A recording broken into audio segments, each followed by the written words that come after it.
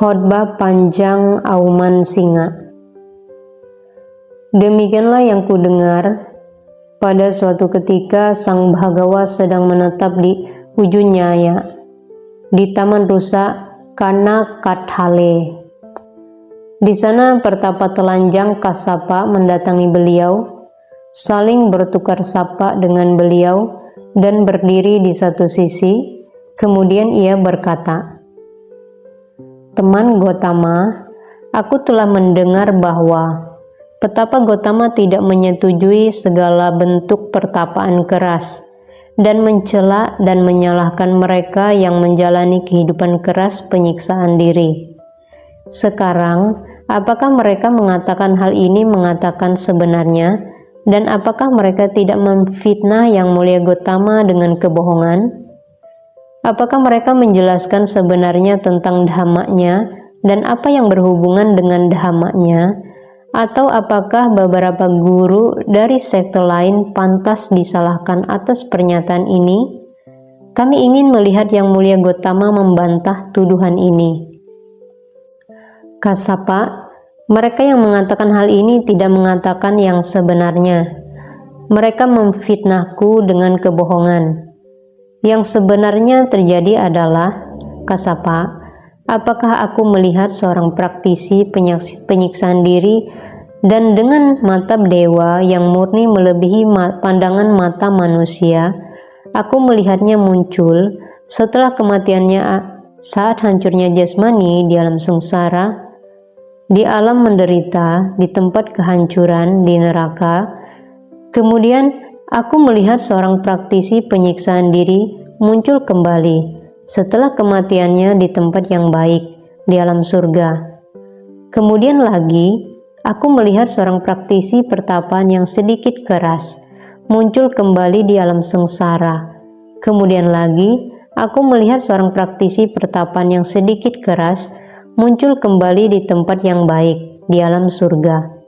Karena aku dapat melihat kemunculannya, alam tujuannya, kematian dan kemunculan kembali para pertapa itu, bagaimana mungkin aku tidak menyetujui segala bentuk pertapaan keras dan mencela dan menyalahkan mereka yang menjalani kehidupan keras penyiksaan diri?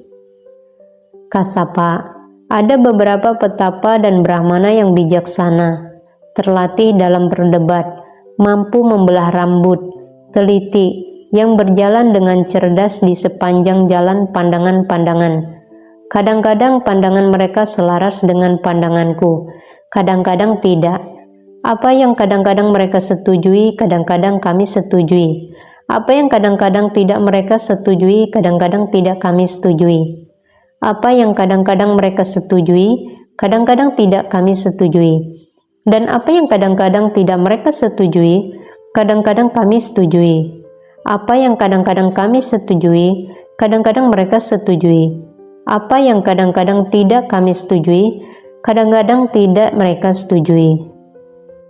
Apa yang kadang-kadang kami setujui, kadang-kadang tidak mereka setujui. Dan apa yang kadang-kadang tidak kami setujui, kadang-kadang mereka setujui. Saat mendatangi mereka, aku berkata, "Dalam hal-hal ini tidak ada kesepakatan. Mari kita mengesampingkannya. Dalam hal-hal ini ada kesepakatan. Silahkan yang bijaksana menerimanya." Mendebatnya dan mengkritik persoalan ini dengan guru-guru atau pengikut-pengikut mereka dengan mengatakan, "Di antara hal-hal tersebut yang tidak terampil dan diakui demikian, dapat dicela, harus dihindari, tidak pantas bagi seorang mulia, hitam dan diakui sebagai demikian. Siapakah yang benar-benar telah meninggalkan hal-hal demikian dan bebas dari hal-hal demikian? Petapa Gotama, ataukah yang mulia guru-guru lainnya?" Mungkin para bijaksana berkata, "Di antara hal-hal tersebut yang tidak terampil, Petapa Gotama telah benar-benar membebaskan dirinya, namun yang mulia guru-guru lainnya hanya sebagian." Dalam kasus ini, para bijaksana memberikan pujian kepada kami dalam porsi yang lebih besar. Atau para bijaksana akan berkata, Di antara hal-hal tersebut yang terampil dan diakui demikian, tanpa cela, harus dipraktikkan, pantas bagi seorang mulia, cerah dan diakui sebagai demikian. Siapakah yang benar-benar telah menguasai hal-hal demikian? Petapa Gotama ataukah yang mulia guru-guru lainnya? Atau para bijaksana akan berkata, di antara hal-hal tersebut, Petapa Gotama telah benar-benar menguasainya, namun yang mulia guru-guru lainnya hanya sebagian. Dalam kasus ini, para bijaksana memberikan pujian kepada kami dalam porsi yang lebih besar. Seperti paragraf 5-8, tetapi kelompok para siswa Petapa Gotama atau para siswa dari yang mulia guru-guru lainnya. Kasapa, ada jalan, ada cara mempraktikkan, yang mana seseorang yang telah mengikutinya akan mengetahui dan melihat sendiri. Petapa Gotama berbicara pada waktu yang tepat, apa yang benar, langsung ke pokok permasalahan, dhamma dan disiplin. Apakah jalan ini dan cara mempraktikkan ini? Yaitu jalan mulia berunsur 8, yaitu pandangan benar, pemikiran benar, ucapan benar, perbuatan benar, penghidupan benar, usaha benar, perhatian benar, konsentrasi benar. Ini adalah jalan yang mana seseorang akan mengetahui dan melihat sendiri. Petapa Gotama berbicara pada waktu yang tepat, apa yang benar, langsung ke pokok permasalahan, dhamma dan disiplin. Mendengar kata-kata ini, Kasapa berkata kepada Sang Bhagawa, Gotama, para petapa ini mempraktikkan praktek tertentu dari penyiksaan diri yang dianggap pantas untuk mereka.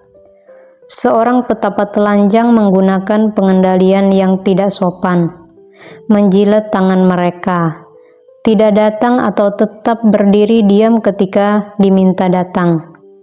Ia tidak menerima makanan yang dipersembahkan atau dipersiapkan untuknya, atau suatu undangan makan. Ia tidak menerima makanan yang berasal dari panci, juga makanan yang diletakkan di ambang pintu, di tumpukan kayu bakar atau di penumbuk padi, juga tidak di mana dua orang sedang makan, dari seorang perempuan yang hamil atau menyusui, atau dari seorang yang menetap bersama seorang laki-laki, juga tidak dari makanan yang dikumpulkan, di mana anjing berdiri atau lalat berkerumun. Ia tidak memakan ikan atau daging, dan tidak meminum minuman keras atau alkohol, atau minuman fermentasi. Ia adalah seorang satu rumah, atau seorang satu suap, seorang dua rumah, seorang 7 suap, atau seorang 7 rumah. Ia ada pada 1, 2, atau 7 persembahan kecil. Makan hanya 1 kali sehari, 1 kali dalam 2 hari, 1 kali dalam 7 hari. Ia makan nasi hanya 2 kali dalam 1 bulan. Ini dianggap praktik yang benar. Atau seseorang menjadi seorang pemakan tanaman, pemakan biji-bijian, pemakan padi mentah, pemakan padi liar, pemakan tanaman air, pemakan dedak, pemakan buih lapisan atas dari rebusan beras, pemakan bunga dari biji berminyak, rumput atau kotoran sapi, akar-akaran dan buah-buahan hutan, memakan buah yang jatuh tertiup angin. Ia mengenakan rami kasar atau bahan campuran, kain pembungkus mayat, potongan kain dari tumpukan sampah, pakaian dari serat kulit kayu, kulit kijang, rumput, kulit kayu, cukuran rambut, selimut dari rambut manusia atau rambut kuda, sayap burung hantu. Ia adalah pencabut rambut dan janggut, menekuni praktik ini. Ia adalah seorang yang berbalut duri, membuat tempat tidurnya di atas duri-duri, tidur sendiri berselimutkan lumpur basah, menetap di ruang terbuka, menerima tempat duduk apapun yang dipersembahkan, hidup dari kotoran dan menyukai praktik demikian. Seorang yang tidak meminum air dan menyukai praktik demikian, atau ia mempraktikkan dengan tekun kebiasaan mandi 3 kali sebelum malam. Kasapa, seorang praktisi penyiksaan diri boleh saja melakukan semua hal ini. Tetapi jika moralitasnya, hati dan kebijaksanaannya tidak dikembangkan dan dicapai, maka sesungguhnya ia masih jauh dari seorang petapa atau seorang brahmana. Tetapi, Kasapa, ketika seorang bikhu mengembangkan ketidakbermusuhan tanpa permusuhan dan hati yang penuh cinta kasih, dan dengan meninggalkan kekotoran, mencapai dan berdiam dalam kebebasan pikiran yang tanpa kekotoran, kebebasan melalui kebijaksanaan, setelah mencapainya dalam kehidupan ini dengan pandangan terangnya sendiri, maka Kasapa, bikhu ini disebut seorang petapa dan seorang brahmana. Mendengar kata-kata ini, Kasapa berkata kepada Sang Bhagawa, "Yang mulia Gotama, sungguh sulit untuk menjadi seorang petapa, sungguh sulit untuk menjadi seorang brahmana." Maka mereka mengatakan di dunia ini, Kasapa, sungguh sulit untuk menjadi seorang petapa, sungguh sulit untuk menjadi seorang brahmana. Jika seorang petapa telanjang melakukan semua hal ini, seperti paragraf 14, dan jika ini adalah ukuran dan praktik dari kesulitan besar untuk menjadi seorang petapa atau brahmana, maka tidaklah tepat untuk mengatakan, sungguh sulit untuk menjadi seorang petapa, sungguh sulit untuk menjadi seorang brahmana. Karena semua perumah tangga atau putra perumah tangga, bahkan seorang gadis budak, dapat melakukannya dengan mengatakan, "Baiklah, aku akan telanjang." Seperti paragraf 14. Tetapi, Kasapa, karena ada jenis yang sangat berbeda dari pertapaan selain yang ini, maka adalah tepat untuk mengatakan, sungguh sulit untuk menjadi seorang petapa, sungguh sulit untuk menjadi seorang brahmana. Tetapi Kasapa, ketika seorang bikhu mengembangkan ketidakbermusuhan tanpa niat buruk dan hati yang penuh cinta kasih, seperti paragraf 15, maka bikhu itu disebut seorang petapa dan seorang brahmana. Mendengar kata-kata ini, Kasapa berkata kepada Sang Bhagawa, "Yang mulia Gotama, sungguh sulit memahami seorang petapa, sungguh sulit memahami seorang brahmana." Maka mereka mengatakan di dunia ini, Kasapa, sungguh sulit memahami seorang petapa, sungguh sulit memahami seorang brahmana. Jika seorang petapa telanjang melakukan semua hal ini, dan jika ini adalah ukuran dan praktik dari kesulitan besar untuk memahami seorang petapa atau brahmana, maka tidaklah tepat untuk mengatakan hal itu, karena semua perumah tangga dapat memahaminya. Tetapi Kasapa, karena ada jenis yang sangat berbeda dari pertapaan dan brahmanisme selain yang ini, maka adalah tepat untuk mengatakan, sungguh sulit untuk memahami seorang petapa atau seorang brahmana. Tetapi Kasapa, ketika seorang bikhu mengembangkan ketidakbermusuhan tanpa niat buruk dan hati yang penuh cinta kasih, dan dengan meninggalkan kekotoran, mencapai dan berdiam dalam kebebasan pikiran yang tanpa kekotoran, kebebasan melalui kebijaksanaan, setelah mencapainya dalam kehidupan ini dengan pandangan terangnya sendiri, maka Kasapa, bikhu itu disebut seorang petapa dan seorang brahmana. Kemudian Kasapa berkata kepada Sang Bhagawa, "Yang mulia Gotama, kalau begitu apakah pengembangan moralitas, pengembangan pikiran, dan pengembangan kebijaksanaan?"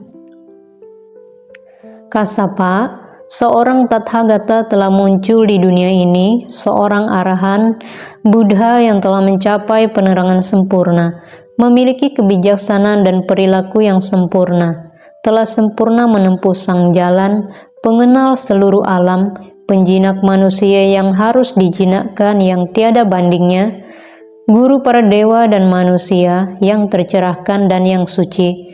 Beliau setelah mencapainya dengan pengetahuannya sendiri, menyatakan dunia ini dengan para dewa, Mara dan Brahma, para raja dan umat manusia. Beliau membabarkan dhamma yang indah di awal, indah di pertengahan, indah di akhir dalam makna dan kata, dan menunjukkan kehidupan suci yang sempurna dan murni sepenuhnya. Seorang siswa pergi meninggalkan keduniawian dan mempraktikkan moralitas. Sutta 2 paragraf 41-63. Itu adalah kesempurnaan moralitas. Ia menjaga pintu-pintu indrianya dan seterusnya dan mencapai 4 jhana. Sutta 2 paragraf 64-82. Itu adalah kesempurnaan pikiran. Ia mencapai berbagai pandangan terang dan lenyapnya kekotoran. Sutta 2 paragraf 83-98. Itu adalah kesempurnaan kebijaksanaan. Dan kasapa, tidak ada lagi yang lebih jauh atau lebih sempurna dari kesempurnaan moralitas, kesempurnaan pikiran, dan kesempurnaan kebijaksanaan ini. Kasapa, ada beberapa petapa dan brahmana yang mengajarkan moralitas. Mereka memuji moralitas dalam berbagai cara, tetapi sehubungan dengan moralitas Arya yang tertinggi, Kasapa, aku tidak melihat seorang pun yang melampauiku dalam hal ini. Aku adalah yang tertinggi dalam hal ini, dalam moralitas super. Ada beberapa petapa dan brahmana yang mengajarkan penyiksaan diri dan pertapaan keras yang cermat, yang mereka puji dalam berbagai cara. Tetapi sehubungan dengan penyiksaan diri dan pertapaan keras Arya, Kasapa, aku tidak melihat seorang pun yang melampauiku dalam hal ini. Aku adalah yang tertinggi dalam hal ini, dalam pertapaan super keras. Ada beberapa petapa dan brahmana yang mengajarkan kebijaksanaan. Mereka memuji kebijaksanaan dalam berbagai cara. Tetapi sehubungan dengan kebijaksanaan Arya yang tertinggi, Kasapa, aku tidak melihat seorang pun yang melampauiku dalam hal ini. Aku adalah yang tertinggi dalam hal ini, dalam kebijaksanaan super. Ada beberapa petapa dan brahmana yang mengajarkan pembebasan. Mereka memuji pembebasan dalam berbagai cara. Tetapi sehubungan dengan pembebasan Arya yang tertinggi, Kasapa, aku tidak melihat seorang pun yang melampauiku dalam hal ini. Aku adalah yang tertinggi dalam hal ini, dalam pembebasan super. Kasapa, mungkin para pengembara dari sekte lain akan berkata, Partapa Gotama mengaumkan auman singa, tetapi hanya di tempat sunyi, bukan di tengah-tengah kumpulan orang. Mereka harus diberitahukan bahwa ini tidak benar. Petapa Gotama mengaumkan auman singa dan beliau mengaumkannya di tengah-tengah kumpulan orang. Atau mereka akan mengatakan, Petapa Gotama mengaumkan auman singa di tengah-tengah kumpulan orang, tetapi beliau melakukannya tanpa keyakinan. Mereka harus diberitahukan bahwa ini tidak benar. Pertapa Gotama mengaumkan auman singa di tengah-tengah kumpulan orang dan dengan penuh keyakinan. Atau mereka akan mengatakan, Petapa Gotama mengaumkan auman singa di tengah-tengah kumpulan orang dengan penuh keyakinan, tetapi mereka tidak menanyainya. Mereka harus diberitahukan bahwa ini tidak benar. Petapa Gotama mengaumkan auman singa dan mereka menanyainya. Atau mereka akan mengatakan, dan mereka menanyainya tetapi beliau tidak menjawabnya. Atau mereka akan mengatakan, beliau menjawab, tetapi beliau tidak meyakinkan mereka atas jawabannya itu. Atau mereka akan mengatakan, tetapi mereka merasa jawabannya tidak menyenangkan. Atau mereka akan mengatakan, tetapi mereka tidak puas dengan apa yang mereka dengar. Atau mereka akan mengatakan, tetapi mereka tidak bersikap sebagaimana layaknya orang-orang yang merasa puas.